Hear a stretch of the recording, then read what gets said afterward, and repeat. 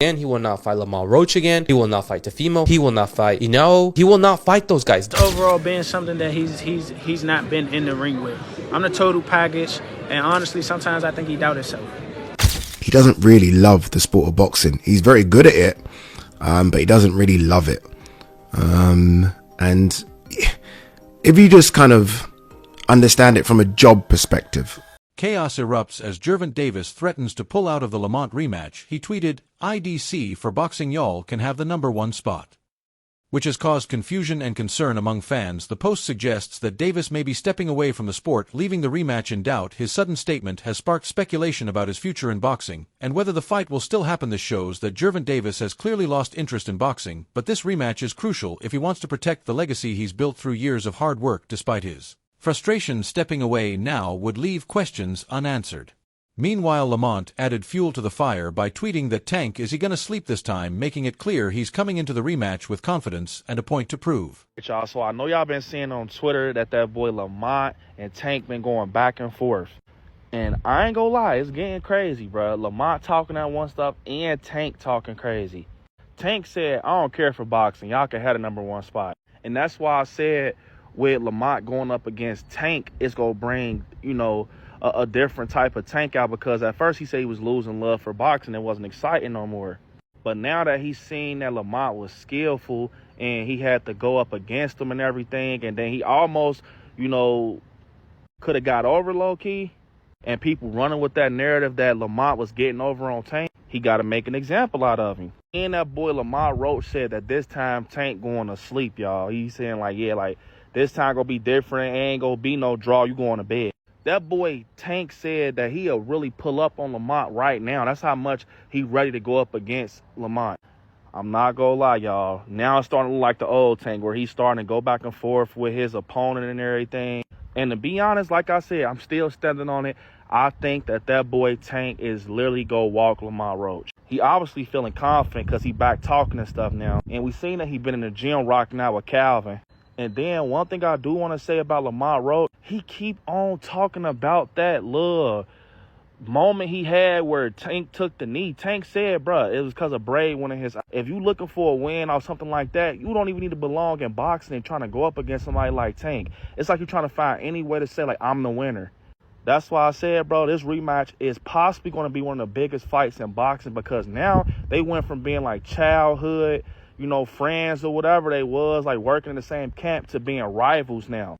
And one thing I want to say, y'all, is don't be surprised if this fight ends up like the Frank Martin fight versus Tank. Because y'all remember Frank Martin was saying what he was going to do, and he got dropped, bro. I think it's like the 6th or 7th round. I'm telling you, I can see that boy Tank actually taking Lamont out early. Chaos has erupted in the boxing world as many believe Gervonta is now afraid to face Lamont Roach again. Fans and analysts alike are questioning his willingness to step into a high-stakes rematch. His recent comments and sudden disinterest in boxing have only fueled the speculation. Critics point out that Davis has a history of avoiding difficult rematches, including never running it back with Ryan Garcia, now with Lamont. Growing more confident and vocal people are starting to wonder if Davis is truly ready to defend his name, or if he's trying to walk away before the challenge gets real. We will never see that fight happen again. It just will not happen. Gervonta Tank Davis doesn't like hard fights. It's that simple. We've seen it over and over. He fought a Ryan Garcia drained. He fought a very inexperienced Rolly Romero. He will not fight Devin Haney. He will not fight Shakur. He will not fight Pitbull Cruz again. He will not fight Lamont Roach again. He will not fight Tefimo. He will not fight, He will not fight those guys. That's just not who Tank is. Gervonta's initial performance against Lamont Roach didn't live up to expectations. Many fans were left questioning whether he still had the same explosiveness and sharp instincts he once showed in previous fights. One major factor cited by critics was the absence of his longtime trainer Calvin Ford. Without Ford in his corner, Davis seemed disconnected, lacking the usual strategic edge that guided him through difficult matchups. The chemistry between fighter and coach can be critical, and Ford's influence has long been seen as a stabilizing force in Davis's career. His absence may have exposed cracks that were previously hidden. So Tank Davis versus Lamont Roach goes to a majority decision draw, with Tank retaining his WBA lightweight title. Now, I did not score this fight a draw. I had it 7-5 to Lamont Roach. I thought he had the ring generalship and effective pressure. He was landing the jab and effective combinations. Tank, as usual, had a very low output, and he was relying on one big shot. I gave Roach the first 3 rounds, Tank the next 3 rounds, and then Roach 4 the last 6 rounds to win the fight. Not to mention, Tank did take a knee in the middle of the fight. By rule, that should have been considered a knockdown. Yes, it was to get his mouthpiece, and that's why they didn't rule it a knockdown. But anytime a fighter takes a knee, that's a knockdown. And that would have given Roach one more point to win the fight. Now, I'm sure they'll run it back. I mean, Lamont Roach absolutely deserves a rematch. He just had the fight of his life. He wasn't scared to go toe-to-toe with Tank. Landing his combinations, the bigger counters, and the more effective shots. He definitely deserves a second payday. Now, in the co-main event, Gary Antoine Russell put on an amazing performance. I think he won 11 or 12 rounds against Rayo Valenzuela. Great hand speed, good combinations, masterclass to win the WBA title. And then in the featured bout, Alberto Puello beat Sandor Martin to retain his WBC title. He landed the cleaner left hands, definitely won the last 2 to 3 rounds to edge the fight. But overall, good card. I do think Roach won the fight though. Gervonta Davis has long faced criticism for choosing opponents that some say pose minimal risk to his undefeated record. In the case of Lamont Roach, many assumed Davis would dominate. However, Roach presented an unexpected challenge, proving more skilled and determined than many anticipated. As a result, there's been growing speculation that Davis may not pursue a rematch. Critics suggest that avoiding a second fight might be a strategy to protect his legacy from further damage, especially given the public backlash surrounding his performance in the first bout. I think Tank been cherry picking for a long time, but I think Tank got the talent to be an all-time great. He just don't want to have a resume for whatever reason. So I think this is going to force him to go see people. Step up a little bit. It showed even his fans, it kind of took that allure off. Like, oh, this nigga not perfect. He can't just whoop anybody ass. Like, you know what I'm saying? So, and I think Lamont should have won the fight on the technicality. Oh. If it wasn't a knockdown, the ref wouldn't have started counting. He started counting. He only stopped because Tank told him to stop. He told that nigga, no. I'm like, no, stop. Nigga, he was like, oh, my bad. Yeah. You take away the jabs, Tank landed more. Percentage was higher. I'm all about connection, bro. I think Tank did a better job in the fight. I gave Lamont maybe one of the early rounds. After round 6 or 7, I think Roach put in very good work and kind of matched whatever Tank was doing, or Tank matched whatever Lamont started doing. The technicality, bro, that was different, though. For the first time in his career, Gervonta Davis faced an opponent who truly pushed him to the edge. Lamont Roach's performance was not only tough, but arguably one of the strongest displays against Davis. Following the fight, Davis's cryptic tweet about not caring for boxing anymore added fuel to the speculation. Many fans and insiders interpreted it as a sign that Davis might be avoiding the rematch out of fear or self-doubt. The idea that Davis could be intimidated by Roach's skill and confidence has now become a central talking point among boxing circles. To override his decisions or knockdowns. Some skeptics have suggested that Willis's call benefited Davis unfairly, but we do not subscribe to that notion.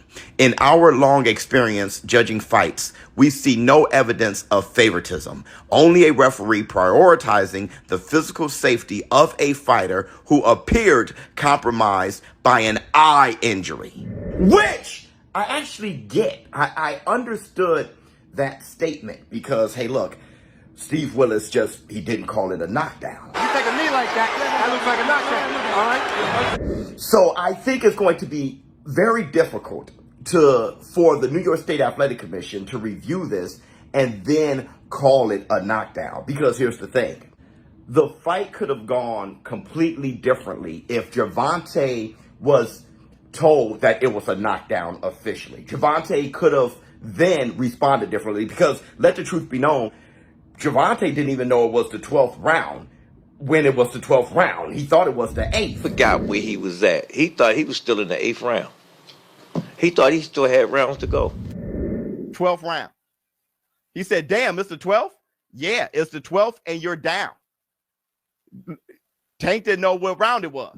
So, if it was brought to his attention by Steve Willis that it was officially a knockdown, the fight could have gone differently, making it very difficult to review this after the fact and overturn it. But the problem is still, though Steve Willis did not call it a knockdown officially, he also didn't call it a slip. You take a knee like that looks like a knockdown. He had to pick one or the other. And according to the rules, if it's a slip, the referee has to let it be known that it's a slip. Slips. When a boxer goes down and the referee deems it not to be a legal knockdown, they should immediately Round 9 of the bout turned into a flashpoint when Davis suddenly took a knee. The moment wasn't ruled a knockdown, sparking confusion and debate. The New York Sock later admitted that a technical issue prevented the ringside team from reviewing it properly. This revelation raised serious questions about how the fight was judged. The backlash against Davis after the Roach fight was immediate and intense. One of the biggest criticisms came from his explanation that grease in his eyes led to the knee in the 9th round. Many fans weren't buying it, especially when comparing his reaction to other fighters, including women who have fought through worse. The public reaction at the venue, including boos, made it clear that the crowd wasn't impressed by his justification. This moment has become a stain on Davis's reputation, especially for a fighter known for his toughness. Fight fans listening to the moment, Tank Davis says that grease got into his eye, which made him take that knee in round 9. And then listen in as the fans immediately turn on Tank and start booing him. I have one question for Tank. Tank, we have female boxers. I couldn't find any evidence of them taking a knee. I just got my hair done 2 days ago and she put grease in my shit, so the shit was like, you know, like when you sweating and things like that and the grease come in my face, it burnt my eyes type shit. Damn, why y'all booing like I'm saying bullshit? Like, this is real facts. Despite the controversy, or perhaps because of it, anticipation for a rematch has skyrocketed. Talks are circulating that the bout could be set for August, and fans are already marking their calendars. The unfinished business between Davis and Roach has made this one of the most talked about events of the year leading up to the potential rematch. Gervonta Davis has adopted a calculated psychological approach. He's been posting ambiguous messages and delivering pointed lines during interviews which some believe are designed to throw Roach off his game. These mind games suggest Davis is trying to get the upper hand before the first bell rings.